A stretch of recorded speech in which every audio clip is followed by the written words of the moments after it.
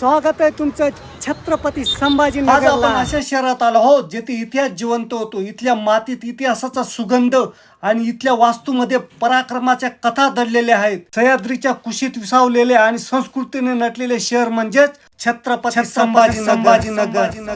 बीबी का मकबरा, ज्याला दख्खनचा ताज आणि मिनी ताजमहल म्हणून ओळखला जातो, अशा या ठिकाणी आपण आलेलो आहोत. चला अगोदर आपण तिकीट काढू. 25 रुपये देऊन या अशा पद्धतीने टोकन घ्यावं लागतं, जे बघून आल्यावर आपल्याला वापस करावं लागतं. मुख्य प्रवेशद्वार, याच्यावरूनच आपल्याला या वास्तूची भव्यता लक्षात येते. आत आल्यावर हा छोटासा पाण्याचा हौद, येथून आपल्याला मकबऱ्याकडे जाता येते.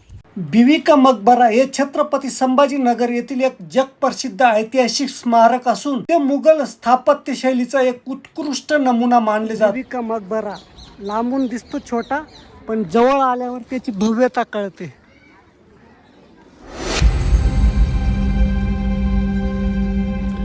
या वास्तूचे बांधकाम साधारणपणे 1651 ते 1661 या कालखंडात झालं.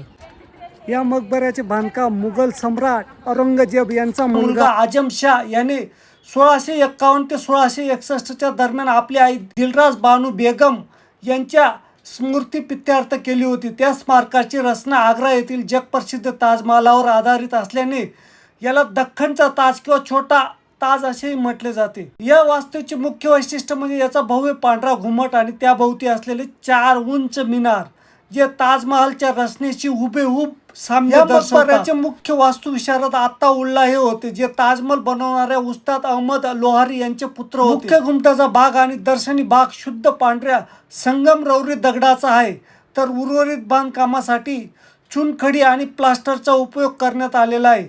चला मध्ये बघू. आणि हीच ती दिलराज बानू बेगमची कब्र. आजमशहाने आपल्या आईच्या या कब्रच्या वरती खूप मोठा मकबरा बांधलाय. डोम तर आतून बाहेरून खूप सुंदर दिसतो. उजेडासाठी खिडक्या बनवल्या आहेत. या वास्तूचे बांधकाम पूर्णपणे संगमरवरीमध्ये नाही आहे. जसं ताजमहल आहे त्याप्रमाणे संगमरवरीमध्ये नाही आहे.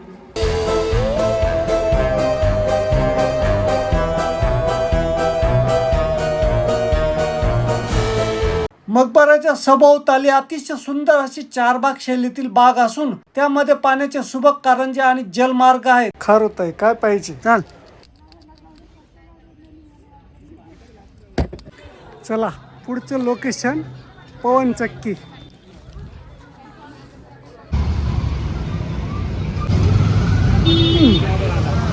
तिकीट आहे का? 10 रुपये.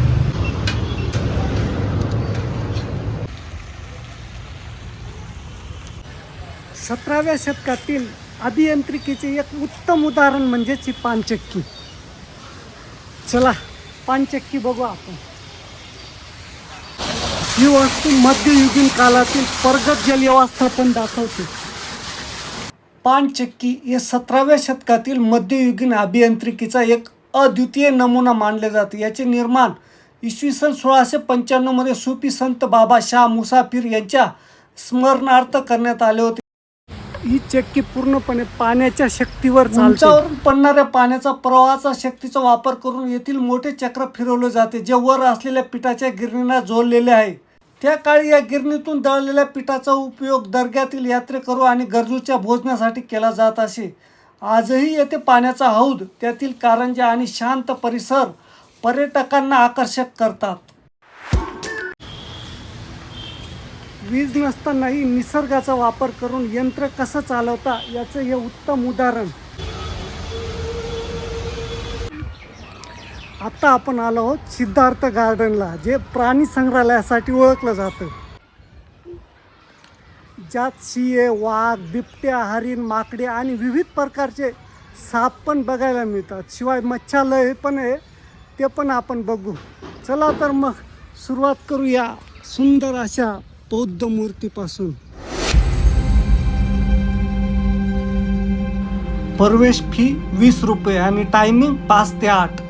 शहराच्या मध्यवर्ती भागात आणि मध्यवर्ती बस स्थानकापासून अगदी जवळ असलेल्या सिद्धार्थ गार्डन प्राणी संग्रहालय हे पर्यटकाचे एक मुख्य आकर्षण आहे. हे उद्यान विस्तीर्ण परिसरात पसरले असून येथे हिरवळीने नटलेले बाग, रंगीबिरंगी फुलांचे ताटवे आणि मुलांसाठी खेळण्याची जागा उपलब्ध आहे.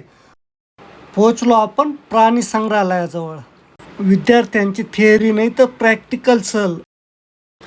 मध्ये आल्यानंतरही 50 रुपयाचं तिकीट काढावं लागतं.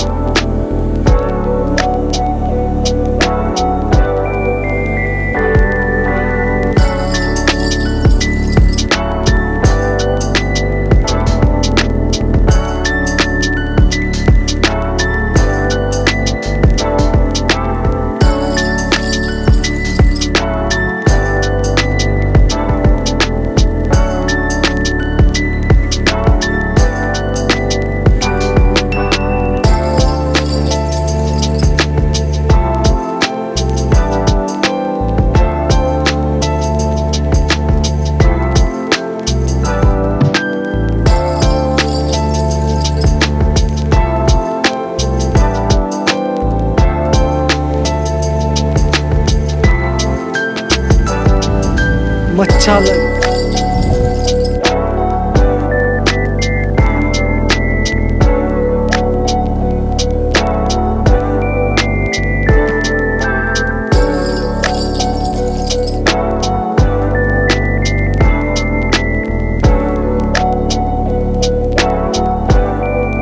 झालं बघ ना मच्छालय. चला पुढील प्रवासाला.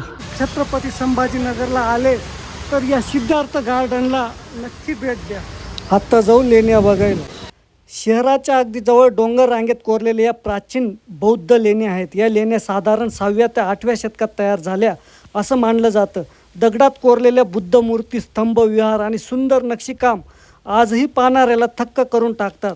या लेण्यांच्या शिल्पामधून त्या काळातील बौद्ध संस्कृती आणि कलाकारांची अप्रतिम कला दिसते. सोनेरी महल हा ऐतिहासिक महल 17व्या शतकात बांधला गेला. पूर्वी या महालात सोन्याच्या रंगाचे नक्षीकाम आणि सजावट होती, म्हणून त्याला सोनेरी महल असे नाव पडलं. सध्या येथे संग्रहालय आहे. जुन्या मूर्ती, नाणी, शस्त्र आणि मराठवाड्याचा इतिहास पाहायला मिळतो. चला तर मित्रांनो, व्हिडिओ येथे संपवतो. पुन्हा भेटू अशाच एका नवीन व्हिडिओमध्ये. तोपर्यंत जय हिंद.